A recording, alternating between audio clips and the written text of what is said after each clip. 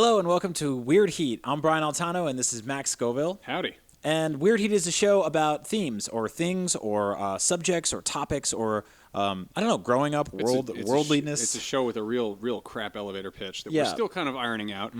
One thing we talked about when we started the show, or when we decided we want to do this, is we want each episode to be sort of standalone and to be about a thing. You can just come into it at any point and just jump on it. One that we've been talking about for a while. Yes. This has been like kind of one of the sort of the founding concepts. The Founding Fathers, one of the faces on yes. the President Stone Mountain. President Nostalgia. President Nostalgia. Nostalgia is a concept that we deal with a lot at work. Our job is to talk about a lot of sort of like, kidult things, things that we grew up with, Star Wars, Marvel, video games, Mario, all this stuff that we enjoyed as kids that we have continued to enjoy as adults and made careers out of. And there's a certain amount of sort of like looking forward while also looking backward.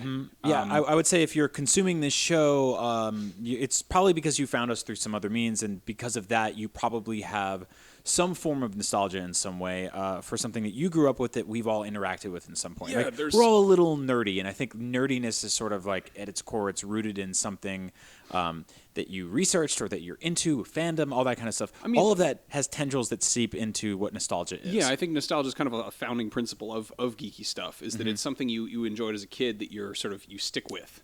And I mean, you see this with, video games. That's a perfect example of it. Like, video games typically aren't a thing that people discover as adults. They're things you discover as kids that you carry over into adulthood. Board games, toys, collecting, stuff like that. Even in a weird way, sports is like that. Yeah, and our generation, it's definitely about that. I mean, I grew up, with a father who wasn't into video games, but was really into sports, and he has a jar of dirt in his den, his office, that he got when I believe it was the 1986 or 88 Mets won the World Series, and they were allowed to run on the field and grab stuff.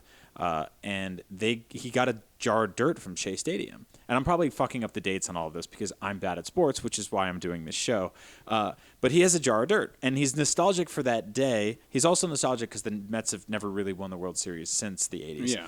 But it seeps into everything is what we're saying here. So I guess today we're going to talk about nostalgia in all its kind of good, bad, and ugliness. And I think in a lot of ways it's one of the greatest things in the world. It's evocative of a very positive, warm feeling. In other ways, it's sort of dangerous, and it puts us in places where we're almost stilted in appreciating or enjoying new things. Yeah, so we got a couple things here, kind of just right off the bat. If you don't know what nostalgia is, it's a sentimental longing or wistful affection for the past, typically for a period or place with happy personal associations. People don't get nostalgic for like, hey, you remember Hitler? Some people do. They're an entirely different fucked up group of people. Yeah, I was going to say, people aren't nostalgic for trauma or tragedy. I wonder what my high school bully's up to. I miss that guy. Like, I don't know what the word is for remembering something. It's like a flashback. It's just called trauma. Trauma. It's just trauma. It's remembering something negative, and then you're also not nostalgic for something that never went away. So, I'm not nostalgic for brushing my teeth because I do it every day. I am nostalgic for maybe the toothbrush I had when I was in 5th grade because it had Spider-Man on it. Yeah, that's an interesting way to look at it. Also, I mean, it's sort of a moving target to be like, I could be like, I'm nostalgic for, when I saw Star Wars in theaters as a kid, but I'm like, I saw a Star Wars in theaters 4 months ago? Yeah, every 6 months at this point. Seeing another one in 2 or whatever. But yeah, the other version of nostalgia is, hey, remember that thing? Wasn't that thing great? And then we have a talk about it. We bond over that thing, whatever that is. There's a quote that I've actually loved for a long time. You could say I'm even nostalgic for it. Frank Zappa, wonderful musician, very weird dude. He put out a book a million years ago. I think it came out in the late 80s. And he's got a quote in there that I just adore because I think it's so smart. Again, wrote it in the late 80s. He says, "It isn't necessary to imagine the world ending in fire or ice. There are 2 other possibilities. One is paperwork, and the other is nostalgia. When you compute the length of time between the event and nostalgia for the event, the span seems to be about a year less in each cycle. Eventually, within the next quarter of a century, the nostalgia cycles will be so close together that people will not be able to take a step without being nostalgic for the one they just took. At that point, everything stops. Death by nostalgia." Right. That's fascinating because you don't actually know when something you love has ended until you're nostalgic for it. Which is a very like a lot of times you're like, this is the best era of my life, and then you look up and it's like it's not anymore. So remember in I guess we were I was in high school, so you were probably in college, but VH1 was blowing up with nostalgia-based show. There was I Love the 80s and there was I Love the 90s, and they didn't have anything for I Love the 70s because there weren't music videos then, and they didn't have enough B-roll, and everyone was probably too dead at that point. Yes. But I Love the 80s and I Love the 90s were they were huge, and everyone would talk about them, and they'd be like, oh, do you remember this thing? And I'd watch it here and there. It was a fun junk food show, and I made a joke at one point. I was like, hey, when are they going to do like I Love Last Week? And they were like, oh, they have that. It's called Best Week Ever. And I was like, are you fucking kidding me? Right. You serious? Yeah. Well, shit. Okay. Mm-hmm. And that's, you see this with people. I think you see this with people getting nostalgic for very recent things, or being like, maybe it's just things move so quickly. I think the information age plays a huge factor in this, where we're constantly so inundated with like just having stuff to do that there's never really, things don't have as much of a lasting effect. Yeah. You have access to your nostalgia quicker than ever now in a very interesting way. There was a large swath of time where I really loved the toys I was playing with, and then they went into a toy box somewhere, and like in every Toy Story movie, the kid grows up and forgets about them for a little bit, and then maybe you're cleaning the house or something like that. You go to see your parents, or you move away, you come back, you open up that box and you see them. These days it's different because I can go like, I really miss like Battle Beasts or like Food Fighters, or you and I are constantly like kind of, and we're lucky we have that, but we constantly tell each other stories about the toys or the movies or the things we had growing up, and then you immediately go to Google and you can type it in and you can see it, and maybe you'll get a really warm feeling from that, or maybe you'll be like, I don't like that I don't have this anymore, or maybe you'll be like, I don't like the new version of that thing, and that's where it starts to get difficult. So yeah, I mean, it's tricky to try to gauge exactly how nostalgia works. I don't necessarily think Frank Zappa was wrong in his death by nostalgia theory about the world, but I do think that like it's something to examine more closely, which is why we're doing this. It's why we talk about it a lot.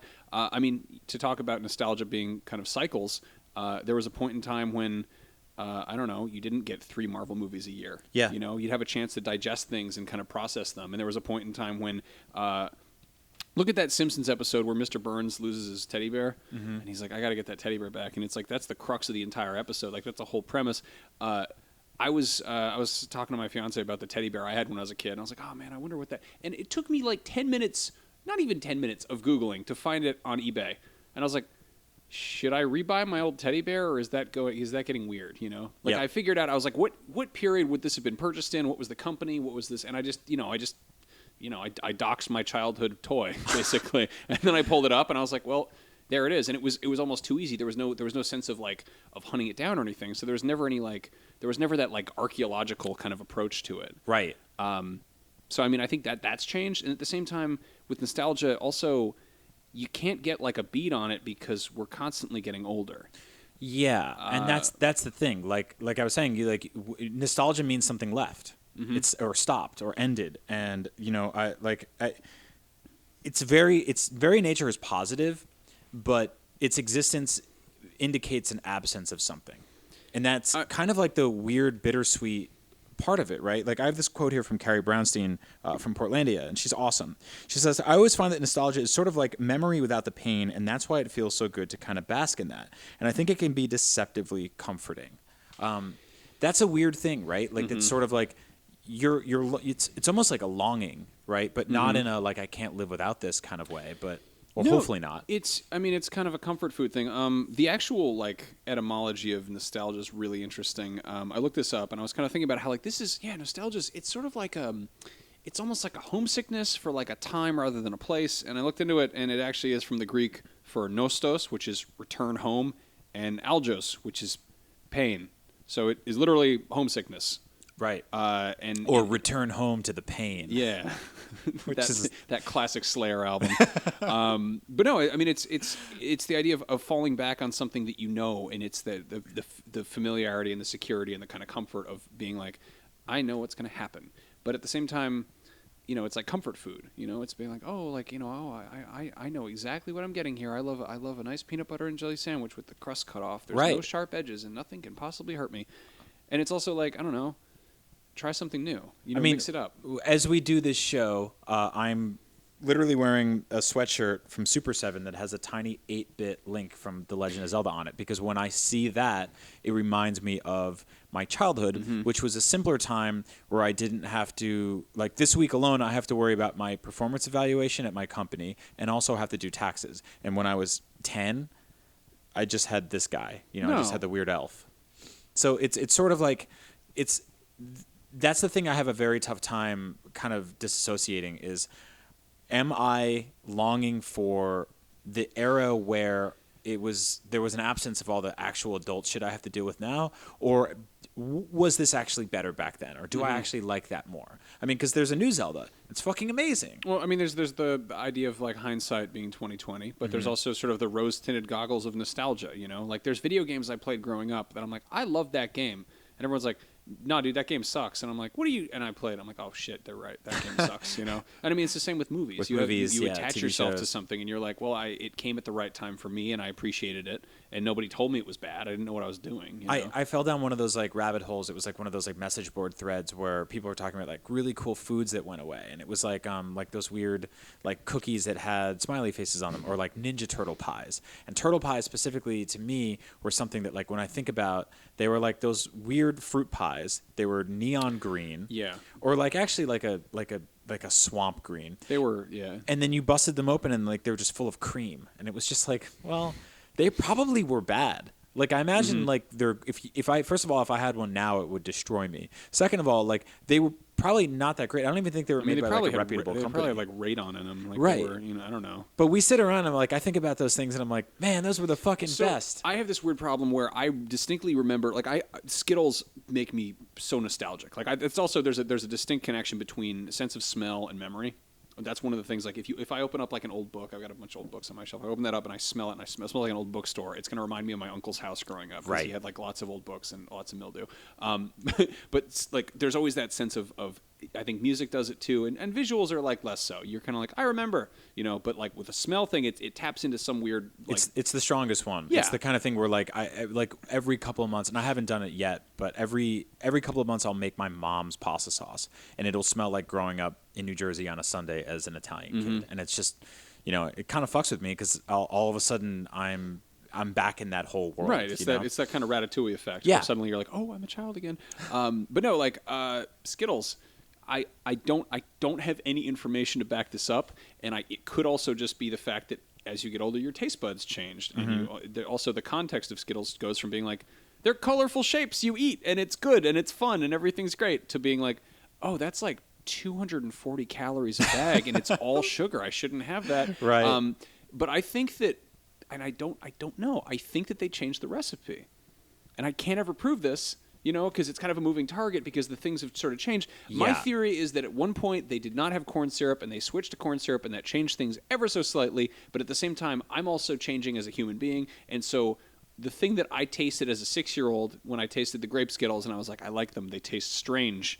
And it's good. And now I'm an adult, and I'm like, oh, it's just it pales in comparison to how I remember it, Well, it's like the old commercials for Cinnamon Toast Crunch. It was like, oh, these have swirls of cinnamons, but adults can't see what makes them so good. And it's like, no, adults can only see the worst side of the box. Kids see the front, they see the mazes in the back, and then that third side that just has like nonsense. It's like, mail away, get socks with the Wendell on it. Dude, I saw some shit that really messed me up the other day. Apparently, cereal mascot eyes are always at like 45-degree angle, so that they're looking at children from a shelf. They're always looking down, whereas if you look at cereal for adults, like fucking Kashi or whatever, and it's got like, I don't know, Gwyneth Paltrow on it holding like a jade sphere, and she's just staring, dead into your eyes to be like, ah, yes, it's rich in fiber and it's full of whole oats and omega fatty acids. And you're like, eh. See, I'm now nostalgic for a time period where I didn't know that. Yeah. Because that's terrifying. It's yeah, it is. So let's talk about nostalgia sort of as I think as a crutch, because I think nostalgia as a teacher or an influencer is a positive. I think right? there is responsible nostalgia. Yes. And I think that there's in the same way, I think that the food comparison I think people say that like in writing, like making food comparisons is somehow lazy, but I think it's still like a very good thing because I'm the laziest man in the world. Then Yeah, that's yeah. what I do all the time. But nostalgia is like it's comfort food. If you're always going back to the thing that you know so well, and you're like, well, I could watch a brand new movie I've never seen before, or I could watch Raiders of the Lost Ark. Then it's like, oh, I'm gonna have Mom's pasta. It's you're staying in your comfort zone, and that's not great. But there is a way to kind of revisit stuff and to kind of sort of stay in the shallow end still, but in a way that's enriching yourself. Right. Let's talk about that. Yeah. So sort of personally, like I kind of have the opposite problem of nostalgia a lot, and that's weird to say with a guy who has a 8-bit link on his shirt. But I have this concept where like I don't like rewatching a lot of things because I feel like there's always so many new things to watch, and I think that's obviously decidedly new problem that comes with the fact that we are inundated with media, that creators are constantly just at this surplus of ideas and creations for me to consume every single day. And so the idea of rewatching something that I watched as a kid outside of like, my go-tos like Willy Wonka or Star Wars or something like that. Yeah, I mean, dude, you have your kind of your little stable of comfort. Like how many times have you seen Return of the Jedi? Oh my God. I mean, that's your go-to. Yeah, probably 100 times at this point. Like that, no joke. I mean, multiple times a year, and it's the kind of thing that's I'll have it on my phone while I'm playing games on Switch on a plane. Yeah, or I'll put it on my TV. You're playing a new game you haven't played before, but you have it on as sort of like this. But there's this comforting hug in the background. So this is really funny. My dad will give me shit for watching movies I've seen before. Like I have this sort of tradition where I watch Lord of the Rings when I'm down at my family's house for Christmas, and my stepmom was cool with it. She's like, "It's fine, whatever." And my dad will come in and be like, "Haven't you seen this movie?" And it's funny because I've seen it the last like 4 years at his house, and and she's like, this argument I love. She goes, "Don't you ever like listen to a song you like more than once?" Yeah, and that's kind of. I think when something really, really strikes you in the right way, that's sort of how it is. Like you can do that with movies. It's weird to be like, "Hey, everybody, having a good time at this party? Well, I'm going to put on Fellowship of the Ring." Yes, and I mean I'm that guy, but it's that same thing where you're like you put on Return of the Jedi as background noise. You know what happens. You're not trying to follow it for the plot, but it's kind of like this sort of pleasant. Yeah, I mean, I also married somebody who will be like, we'll make dinner and we do that thing. But I married somebody who will do that thing where we cook dinner and then you sit down and then you open up Netflix and you're like, what? We should have planned. Because now we just have I'm eating and I have a remote in my hand. And she'll be like, let's just watch Temple of Doom. Or like, let's just watch Die Hard. Great problem to have to marry somebody that will say those things. Yeah, Die Hard's a perfect movie for that. You can watch that a million times. It's awesome. But also, like, I'm always like, I want to watch something new. Die Hard's an interesting conversation piece because I don't like most of the new ones. I don't like any idea of them making a new one. I'm sort of a gatekeeper, if you will, about that. And so I think that nostalgia gets to be kind of a crutch sometimes because it's keeping me sometimes from enjoying a new version of a new thing.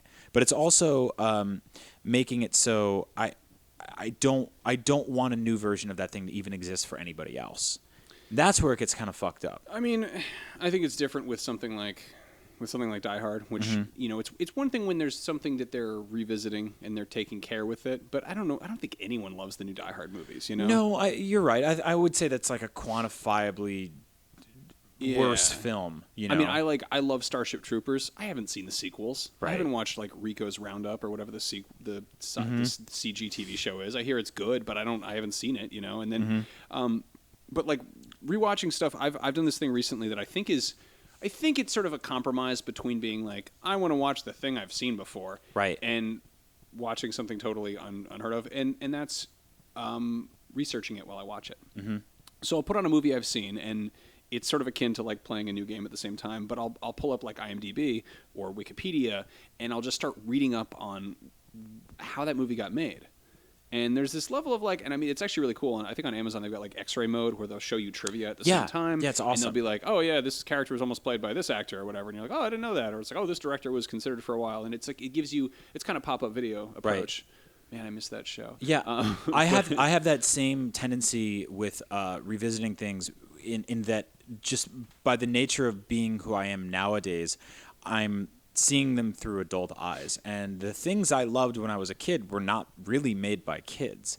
some of them looked like they were made by kids. Like Nickelodeon to me was made by kids that was like they were 3 years older than me, right? Yeah. And some of them, like people like Danny Tamborelli, like they were kids, but they also had writers, and and we're friends with him now. And I did a show with him recently, and like that's a weird nostalgia trip in its own because it's combining stuff that I grew up with and then making something new. But when I watch a movie that I loved as a kid and I rewatch it as an adult, I try not to rewatch it so I can recapture the feeling I had as a kid, but I try to rewatch it so I can appreciate it from a different perspective now that I'm adult. And that doesn't mean noticing the caloric value of it, sort of, which is basically reducing it to the number of how good or bad it is for you, but it's basically saying it like, oh, here's this character's motivations. Here's how long this character went without doing this thing. Noticing things like, oh, that character is an alcoholic. Yeah. I know people like that now. No, he's a drug exactly. addict. Like you pick up on stuff as an adult, and I think that's the best kind of nostalgia is to be like. I mean, it's the same way as like I don't know, you're mulling over like, oh, like my friend's dad when I was growing up, he was always so funny. He did this thing, and you're like, oh God, that was terribly like. Right. That was very bad. And something seeing things as an adult and being like, oh shit, they were totally down on their luck or something like that. Mm-hmm. But yeah, like I think digging into sort of the context too historically was really cool. I read we both read the Making of Star Wars by J.W. Rinsler, yes. which is crazy because it's like a deep dive on how Star Wars got made. And it's easy to be like, I like Star Wars. I like when the good guys fight the bad guys and they win. And you're like, all right, well, you got that out of it, whatever. But like, you can also dig in to be like, oh, so, in 1975, like Francis Ford Coppola was like, hey, Lucas, you still working on that space bullshit? You want to come make Apocalypse Now with me? And Lucas was like, I feel like children need a different type of war film. Yep. He made one with lasers, and it was sort of like a, fairy tale in space. And there's an alternate universe out there somewhere where George Lucas went and was co-directing Apocalypse Now, and Star Wars never happened, and question marks, like right. What did that change? Yeah, I mean, I've seen Return of the Jedi 100 times, but I've also seen the making of documentaries that are like obtuse, and they're on YouTube and stuff like that. You got to dig around for them a little bit. Or I read the books that taught me that movie had more puppets than any other movie ever made at the time, and I had no idea growing up. I just assumed like it was easy to make puppets. I figured Jim Henson just had thousands of them sitting around. You could just go in there and put googly eyes on like bags of leaves and ship them out. Your context of time changes as you get older, and you look at the fact that I don't know, adults were making movies, it's like Star Wars, for instance, is 77, 80, and then 83, and then the Alien movies was 79, 86, and then 91. And you're like, oh, like what? Why is there a huge gap in time there? Also the fact that with Aliens, that was this dude James Cameron who came out of left field and was like, I made a weird robot horror movie, and they were like, okay, here's the sequel to Ridley Scott's movie, and like, how did that come together? Like, right. what's everything that led up to the thing that I love? Going into that and being like, okay, so why is RoboCop so fucking weird? It's like there's so much that you take for granted. And it's funny to look at this and to kind of pull things back a bit and talk about nostalgia again. I think that there is sort of a safety in familiarity, and there's this idea of like of the past being this thing that is safe and it's protected and it's sort of it's nice, it's quiet, like a library, and you see people like librarians and teachers and professors being seen as these very sort of puttery, like they're almost like they're kind of trapped in time. Yep. And then. Oh, I don't know. Maybe that's what adds a layer of humor to something like Indiana Jones, when suddenly an archaeology professor is not this puttery old dusty man who spends his time reading books. He's a guy out having adventures, and he's finding new things that happen to be old. Right. And I think that it's sort of ironic that people are so... they are so nostalgic and so like kind of held up on this past image of things like Indiana Jones. It's like, oh, it can never be anybody but Harrison Ford. It has to be the same thing. Or or Star Wars, where it's about, oh, it's a long time ago in a galaxy far, far away. And it's rooted in what George Lucas's childhood was, but it's also rooted in Lucas's weird art school stuff. Like he's like, oh, I'm going to throw in Kurosawa references. And digging into all that as an adult is super cool because you get to see things through a new lens. Like our good friend Mike Drucker has a great joke about the movie Ghostbusters, and in that movie, Ray gets a ghost performs fellatio on Ray, and when Mike Drucker was a kid, he thought that the woman ghost was loosening his belt because he had too much to eat. And when you go back and see that as an adult, you're like, oh, she's giving head. Like, you don't see that as a kid. And I fucking love that. And, you know, like, back to Star Wars, it's such a great... It's actually, first of all, we're just incredibly lucky to have it, and I could say that every single day. But also that it is one continuous storyline that has gone for 40 years now is what makes it so special, because everyone that you know who likes Star Wars, everyone has a different entry point into it, and why they love it is specifically special to them. And so for me, it's the original trilogy. And for Max, it's half the original trilogy, half prequels. And for me, I didn't like the prequels and then grew to appreciate them. I learned to hate them thanks to the internet. Weird. Yeah, we had a flip. And then you have people now who are watching the sequel trilogy for the first time, and they really love it because it's you know, it's reaching them in the same way the originals did. But then you have gatekeepers, right? The old generation being like no, the new generation being like no. Meanwhile, people who just like the cartoons. Yeah, I've gone back and I've rewatched Phantom Menace, and I'm like, holy shit, Sebulba was a puppet. And I'm like, I actually appreciate this. This is the first movie ever shot on digital. That's insane. Mm-hmm. And I'm like, I've made peace with the prequels, and I'm enjoying the new films. And all these people are like, the prequels are the best. You hate them. And I'm like, well, no, I didn't. I never said that. You know, or the original trilogy doesn't hold up, or you know. And that's actually like in the special editions, right? That's taking something that we loved and then, you know, adding new things to it, and some worked and some didn't. So I find that so fascinating because, like, within all that, you get nostalgia, you get fandom, you get gatekeeping, you get all of the good, bad, and ugly that comes into all that. Is it gatekeeping, or is it like this? It feels like those. I mean, it feels like those dudes who are trying to protect the Grail in what is it? The Indiana Jones. What's it called? Is it Last Crusade? Last Crusade. Yeah. I was like, the quest for the Grail. That's not right. But no, like those guys with the robes who were just like these like protectors of this like sacred thing. And it's funny that we talk about like things, you know, in Star Wars being like canon or canonical, or in Marvel or in whatever, and the idea that like this is following a style guide and it's approved by the existing IP, or it's not. You know, that's a religious term. That's like rooted in like Catholicism and whether or not the Vatican was like, hey, okay, that counts as a holy book or whatever. Right. And it's funny to look at sort of how, you know, how things come together, and in a lot of ways religion is a thing much like pop culture in that it's passed down in the same way that media was like, I mean, I don't know, I wasn't born when the Star Wars movies came out. They were a thing that was kind of like handed down to me, not just by, you know, my mom, but it was like they were out there, they existed. Yeah. And it was kind of like, oh, this is sort of in place there. And I mean, a lot of my my exposure to Marvel Comics was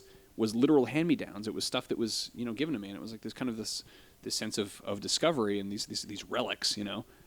We're one film away or two films away from being nostalgic for John Williams, you know, as like a key part of what that was. And any sound after that. And again, that's one of those things where it has always been there. So the idea of it not being there is bizarre to us. Like, I want to talk about moving to California, because I think like if nostalgia is the absence of something, I started picking up a lot of it when I left the place had been so long. You know, I lived in New York and New Jersey, mostly New Jersey for most of my life.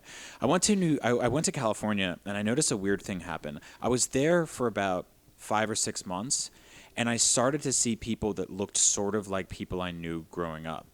And they weren't necessarily people I missed. Weird. But my brain was filling in the blanks of people's faces, being like, oh, that kind of looks like this kid Took that you grew up with, right? Like this kind of like, he was like a drummer in your high school, and you know, you guys hung out sometimes and you smoked cigarettes together and shit like that, and that kind of looks like him. Like, do you miss him? And they're like, well, yeah. You miss all of that. And so you start seeing people, or you start identifying people that remind you of things, and you almost like, you know, sometimes you go like, oh, that person is going to be the new version of that thing. Like, you know, you find a friend and you're like, you're kind of like my friend that I used to have. And so you kind of lump expectations on them. You see that people do this in relationships a lot. Well, they will take traits from their ex and they'll bring it to the new girlfriend or boyfriend that they're dating. And all of a sudden they'll kind of like lobby expectations onto them. Like Hitchcock has entire films about this. I got a call from my mom once, about a year and a half after I moved to California, where I think when I moved, it was sort of like, you'll be back, right? And, you know, 9 years later, I don't know if I will be. I think I'm pretty cemented here. which is interesting because when I leave, I'll have my own set of nostalgia for here. But she called me up and she was like, "Hey, so I was in your bedroom," and no good conversation starts like that, by the way. And she was like, "Is it okay if I like take down some of like the posters and the art and the stuff that you had in there, and I turn it into like a sort of like a like more of like a guest room, like less of like your childhood bedroom and more of like a room that other people can enjoy?" And my gut reaction was, of course. Like, how crazy would it be for me to tell you over the phone, no, you have to preserve this one box in the way I intended. And so every time I revisit it, it's exactly the way it always was, so that no one else could ever appreciate it in a general sense. Like, it has to be my room forever. You know who preserved a room like that? Who? Ed Gein, America's first serial killer. Yeah. His mother died, and he shut the door and was like, everything in there stays the way it is. Yeah, and or like, fucking mummies. It's not right? healthy to preserve things in that way. Yeah, you know? I mean, a lot of people are sort of like bury me, like ancient Egypt, right? Like King Tut. King Tut has an awesome board game, which is a weird thing to say, but he really does. It's called King Tut's Game, or there's a longer name. It's called Senet, actually, Senet. Oh, and that one? Yeah, and it's an awesome game. And he like, I guess, created it with his friends and his cats. I don't know what he did, but he was buried with it, like all of his other shit. He was like, bring all my Funko Pops and my. I love that you went there too. I was totally being. Yeah, you take all that shit and you put it in your casket with you because it's got to go with you forever because no one else can enjoy it on Earth. It's yours. And that, I think, gets tricky, right? And I'm very glad. Proud of myself that day. And it's not a big pat on the back. It's an easy thing to say, but I'm very happy that I was able to just let go and let other people enjoy that. When I go to visit my parents' house now, that room sucks. Like, it's shitty. It's like it's just got this new bed in it, and there's like a headboard behind it that, and then like they put up, like there's just like random art on the wall, and like none of my, like, you peek around in the corner a little bit, you see some splashes of paint from where I used to be in there, and I used to work, and you see like my vinyl collections underneath the steps somewhere. And your bong's got flowers in it. Exactly. Yeah, all that fun stuff. No, I mean, I had a sort of weird inverse version of that where my mom moved out before I went to college. Like, she basically was like, hey, I'm going to go live at a Buddhist monastery. Go find a place to crash, and we got to find a place for your shit.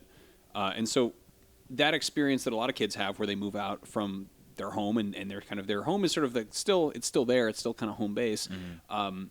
But their parents are like, oh, we turned your room into a gym, or it's your dad's study now, or whatever. Like, I never had that. It kind of got pulled out from under me, and all my stuff got put into boxes and put into storage, along with all my mom's stuff. So there was never, like, it kind of all evaporated. It all disappeared.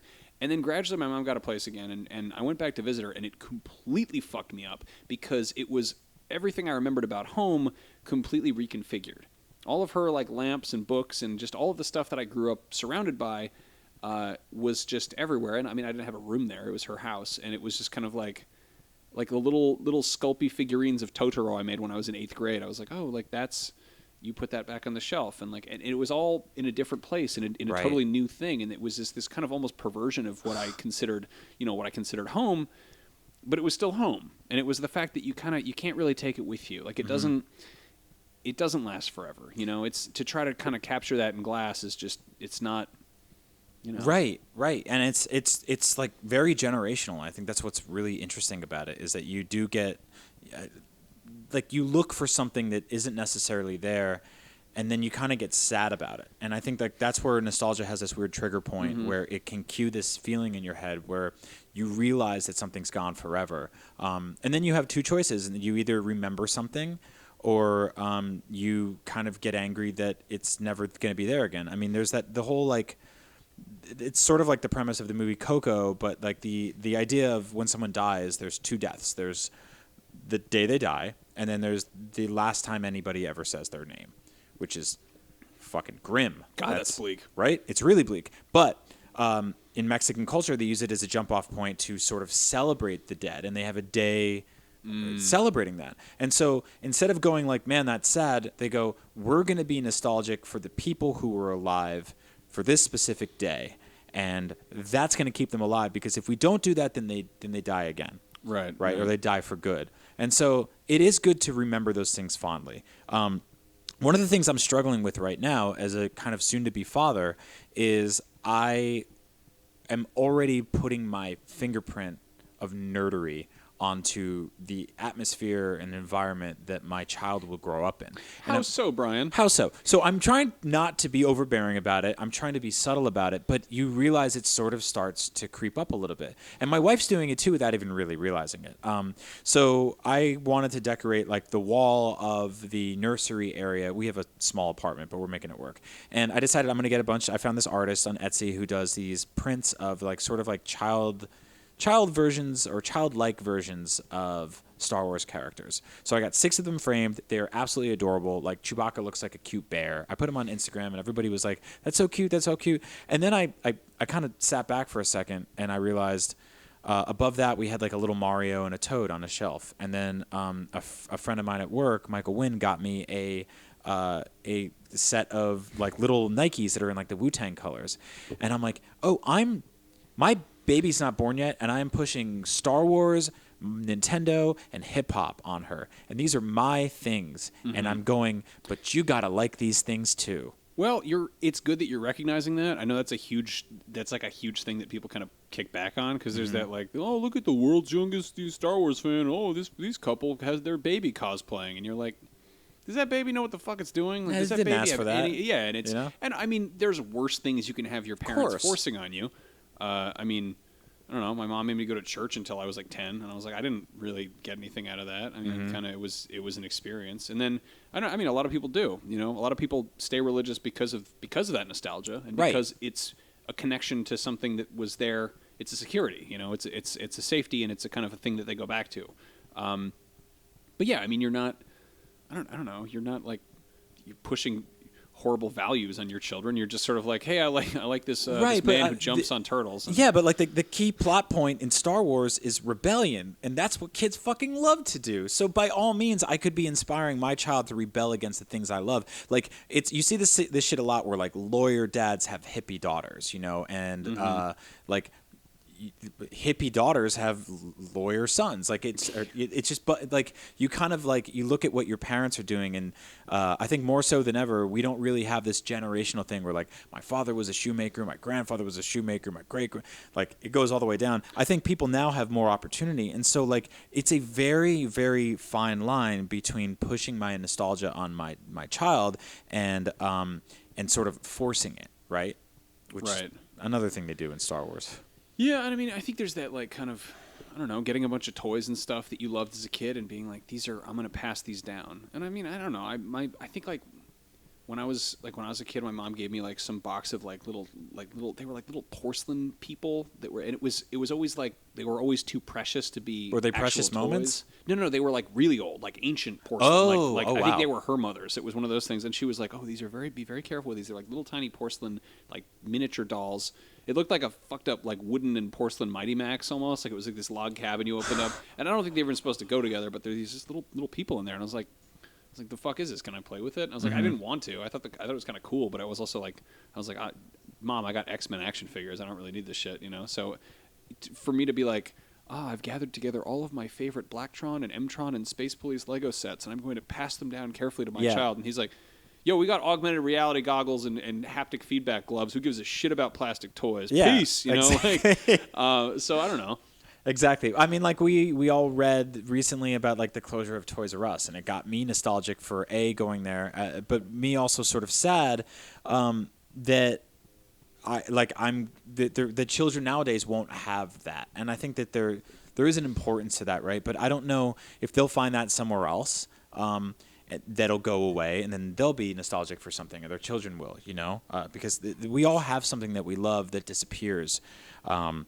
But where it gets dangerous is, and this is kind of the core question I think about the kind of dangers or toxicity of nostalgia, right? And I want to ask this question, and I want you to ask this question to yourself every single time they make a new thing that is an iteration of an old thing you really liked. When they make a new version of an old thing and your gut reaction is to hate it, which happens, it's okay, is it because it's ugly, weird, or bad? Or is it because it's different than the thing you had growing up? And Ninja Turtles is a great example of that, right? I think we have contemporary examples for all these things. Ninja Turtles, again, very different than Star Wars in that there isn't a continuing storyline, but it is vastly generational in that every single generation has a Ninja Turtles.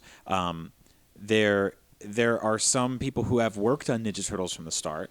There's some people who have done voice acting for multiple Ninja Turtles. Like this is very cool. There's cool continuing lines through all of that. Yeah, and there's kind of like core tenets, but at the same time, some of those kind of can go out the window, or they get shaken up or changed around. Mm-hmm. My gut reaction to the Michael Bay Ninja Turtles a few years ago was "fuck you." Mm-hmm. I hated them. I hated how buff they were. I hated their lips, their nostril, all that weird stuff. I hated their bandanas. Like I was like, no, they're supposed to have ninja masks, and you gave them do-rags. They're supposed to have this is their weapons, this is their clothes. They're supposed to have these pads, and you gave them like weird 90s wrestlers clothes. And then I watched the film and I was like, yeah, I got a lot wrong, but what does that mean? But I also realized as I was leaving the theater, there was a kid, he had a t-shirt tied around his head, and he was kicking his brother, making him cry, which is what I used to do. That's really the overall message of Ninja Turtles, is to kick your brother. It's to hurt people you love. Yeah. And I realized that's fucking awesome.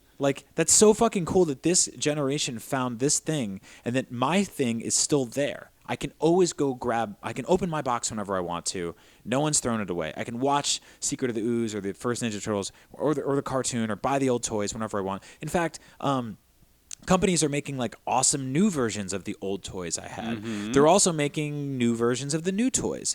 And then just recently they announced a new Ninja Turtles cartoon, and my gut reaction wasn't really this is gross. It was just sort of huh, who's this for? Yeah, I've been very consciously trying to make peace with that kind of knee-jerk reaction of being oh, I don't like this thing because it's different and it's changing stuff, and they fucked everything up. I'm this is for fucking children. And the stuff out there, if I want to read, apparently, that's also the other thing that's screwed up, is that there is new stuff aimed at me, and I'm not pursuing it. I just get mad when something comes down the pipe that isn't for me.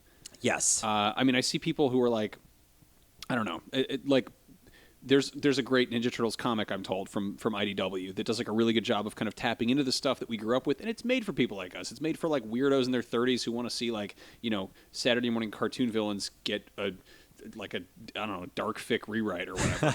And then there's also the cartoon that's going to be on Nickelodeon because they have to make money and sell toys. And I don't know, I don't really like the new designs, but I also who gives a shit? It's not for me. Right. And so that's the thing, when my gut reaction to the new designs are I don't like them, is it because I went to art school? Is it because I really like the designs in Samurai Jack and they're just close enough to that but not close enough to that? Or is it because I'm not sitting at home eating Ninja Turtle cereal where the bowl came fucking strapped to the box and you could take it off and sit there and eat, and then also get turtle pies and get fruit snacks and just have the toys in front of you, and the phone never rang. I didn't have this fucking thing, and I could just, there's 80 notifications on my phone as we speak. Yeah. No, No, it all changes, but I don't know, at the same time you can also get The Secret of the Ooze, and you can watch it on your phone whenever you want, Yeah. So there's a lot of things that do change and do get better, but nostalgia's it's stuff like that is a souvenir. Mm-hmm. It's from your past. It's you're padding out. A souvenir is a thing you buy when you're on a trip to be I want to remember this trip. And to buy something from your childhood and hang on to it as a keepsake is oh, I need to remember that I was there or that this happened. I'm always torn because there's that I think there's scientifically, technically, your body you remember things that are bad better because of a survival thing. Yeah. But at the same time, I don't know, when I stop and think what was so bad about high school? I'm there was some, there was this one guy named John who called me a faggot and was really mean, and it made me sad, and I didn't like it there. But I'm also I have a lot of good memories too. And I think a lot of the good stuff kind of rises at the top, and you're oh, there's that. That's such a great example, because I think that when you're in it, and I was the same way. I hated it the whole time, and then I got out of it, and there's certain things about it that I really miss. My high school had the fucking best curly fries. They were so good. Yeah. And I've had curly fries 100 times since then, 1,000 times since then. If you look at old pictures of me, probably 10,000 times since then. They're just not the same. And I remember I had a friend who was selling weed to the kids in high school when he was out of high school, and he rolled up in his car one day and was yo, man, here's all the weed. Also, can you run in there and get me 2 chicken parms and some curly fries. And these kids are like, all right, dude, that's fucking weird. And they went and got him a bunch of cafeteria food, and he brought it out to his car because he's like, man, I fucking miss this. Like these cheesesteaks and curly fries, it's like $4.50, but it's fucking awesome. But you're in high school, you hate it. And then you get out and you miss part of it. And that's just a weird angle of nostalgia is that the grass is always greener 15 years ago. Yeah. That sounded weirdly more creepy than I intended it to, I feel. Yeah. But yeah, I think there's I mean, things were nicer back then, I guess. Yeah. It was a simpler time. So I guess we could wrap up here because I think that's like, I as people who make things and people who consume things, I hope that one day when this show stops, you're nostalgic for it. I know I'm nostalgic for things I used to do and even things that I hated that now I can look on fondly, like stuff like Attack of the Clones, where I watch it and I'm like, yeah, man, like it's that Sam Wessel lady thing is really good. I went and saw that with my high school crush. Sweet. And her boyfriend. It was a good. It was still a good time. We enjoyed the clones attacking. We had a good time. So there's a couple things I want to throw to real quick. Let's do it. The Germans are very good at words. They make some very cool words that don't ever really get translated properly, and because they're too special purpose. They're like highly milled, engineered, beautiful things of linguistics. And nostalgia, I think, is sort of, it's of Greek origin. But there's another word that's kind of the opposite, which is wanderlust, which I think a lot of people know. It means a strong desire to travel, which is kind of funny because it's almost on every level like the opposite of nostalgia. Nostalgia, it means sort of a metaphorical homesickness, whereas wanderlust is the opposite. It is a physical desire to get the fuck out of there. Go out and go do things. Go see stuff you've never seen before. Go out in the world. I think that, weirdly enough, I think a lot of that is rooted in nostalgia, though, because you are chasing a feeling you got the first time you traveled or the second or third time you traveled. Like, I had an amazing trip to Tokyo last year with my wife, but if I go again and it doesn't line up the same way, or even if I go somewhere new and it doesn't line up the same way, I'm going to be nostalgic for the perfect trip I had. So I think people are constantly looking. Sort of chasing ghosts, but this is also like, hey, what's going on over there? You go check it out. Another word from the Germans, those fine people, the makers of the schnitzel, is Sehnsucht, which is the name of a great Rammstein album, but also means powerful yearning, intensely missing, craving. It's hard to translate. I probably don't get it as a native English speaker, but it's it always struck me as kind of like the sort of the core of nostalgia, that feeling of aching for something without it being there, and I think that can also mean it can be like that feeling of missing somebody, or it can be almost more vague than that you're not missing somebody, something is missing in you. Yeah. And that's so much what nostalgia is, that you're like, oh, you can't ever go back there. You can't ever go back home again to when you were a kid, and you can forge new memories that you'll feel nostalgic for in 5 years or 10 years or whenever. But the important thing is to kind of keep your head up and move on and move forward and try to, build. Yeah. I think it sucks to get sort of stuck in a recursive loop of just being like, I need the same thing every day. Gotta have the same stuff. So I think that gets very dangerous. I think if you have nostalgia for something, it's great because it means that at some point, great things were happening. And you'll be able to find them again. I think nostalgia, if I had one word to describe nostalgia, it would be warm. It is warm. It is like this warm, huggy, just really nice, cozy feeling of maybe a time or a place or a smell or a fragrance or a toy or a movie or a song. And I think that revisiting things with a new appreciation is really important. I think I told you the story about there was a song that I listened to by the group Uncle that when I first moved out here fucking broke me because I was walking around in the rain to get cigarettes and it came on in my headphones and it was like it was like I'm gonna die in a place where nobody knows my name and it's all about being a lonely soul.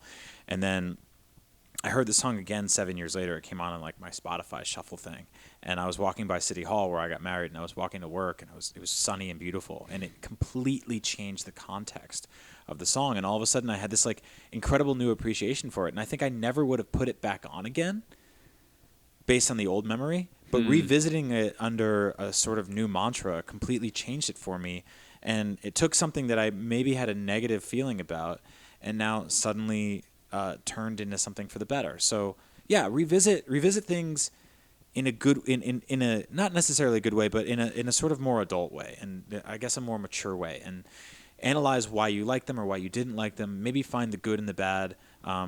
Maybe find the bad and the good. Like, that's kind of cool too. Like the fact that we can point out characters and be like when I look at Casey Jones from the Ninja Turtles now, when I was a kid, I was like, man, he took the cool parts from sports and he used them to beat people up. And now I'm like, I think he's homeless. Yeah, it's kind of weird. weird. Is that okay? He's still banging April O'Neil. Yeah, that's weird. Go figure. She's got a lot of issues though. Anyway, go see Ready Player One in theaters April 27, 2018. I'm just kidding. You don't. Maybe don't. I don't. You can. Whatever you're gonna do. Whatever you want. Do what you want to do. We're losing light here. If you're watching this on video, this is kind of a fun experiment. I'm nostalgic from when it was bright in here. Yeah. So yeah, I'm Brian Altano. This is Max Scoville. This is Weird Heat. Thank you so much for letting us do this show.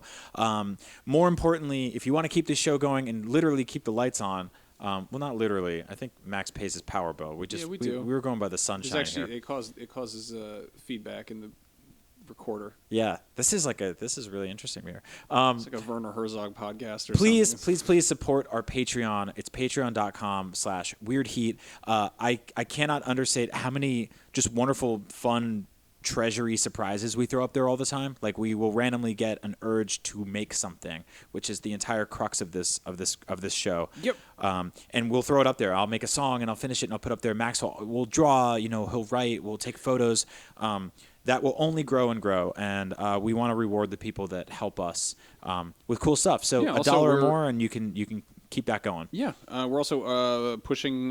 We're getting ideas for future shows from there. So if you have an idea, drop it over there, or you can jump in the comments on this. Whatever you are consuming this on, if you're listening on iTunes, please rate and subscribe. Do that whole thing. Subscribing is huge. That helps us a lot. Same with YouTube. Jump in the comments, say hello, say something nice. And the really huge thing, if this show meant anything to you and you appreciate it, share it with your friends. Yeah. Recommend it to somebody. I think the whole like, share, subscribe, and be sure to upvote and click all the things. If you give a shit, tell your friend or your coworker or your parent or your cousin or whatever about it, and hopefully we can keep growing this and get in more people's ears. Yeah. Which is really the only reason we're doing this. Thank you for being there, and it really means the world to us. It's super fucking cool that you're letting us do this. So thank you. And with that, I think we should just keep rolling until the sun is completely down. I think I mean there's probably this is. I think there's cheaper ways to transition to just like a full black screen, but yeah, we can wait it out. Man, yeah. What, like 4 or 5 hours? I don't even think that long. The sun's just going down. It's going away. Sun's going down, big guy. Look, you wanted to make some artsy shit, man. Yeah, we're doing it. But yeah, thank you all for listening and or watching, and we'll be back in 2 weeks with another episode. This is Weird Heat. We love you.